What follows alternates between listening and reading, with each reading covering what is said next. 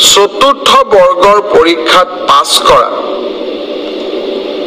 প্ৰাৰ্থীসকলৰো oral আমি 15 জুনৰ পৰা আৰম্ভ কৰিম আৰু এমাহৰ ভিতৰত ইয়াক আমি সম্পূৰ্ণ কৰিম।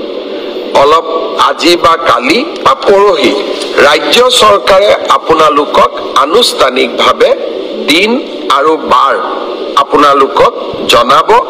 যিসকলে লিখিত পৰীক্ষা পাছ কৰিছে তেওঁলোকে এতিয়া কম্পিউটাৰ টেষ্ট, ড্ৰাইভিং টেষ্ট বা স্কিল টেষ্ট বা মৌখিক পৰীক্ষাৰ কাৰণে তেওঁলোকে যেন সাজু হয়।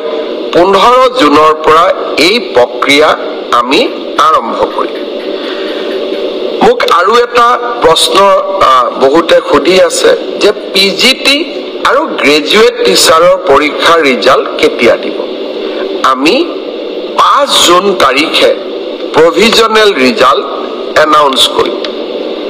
5 জুনত প্ৰভিজনেল লিষ্ট এনাউন্স কৰাৰ পিছত আপোনালোকৰ ডকুমেণ্ট ভেৰিফিকেশ্যন হ'ব আৰু যিসকলৰ ডকুমেণ্টছ জেনুইন হ'ব তেওঁলোককে আমি চূড়ান্তভাৱে পৰীক্ষাত উত্তীৰ্ণ হোৱা বুলি ঘোষণা কৰিম। অৰ্থাৎ পৰীক্ষাৰ ৰিজাল্ট কেতিয়া দিব? উত্তৰ 5 জুন তাৰিখে দিব।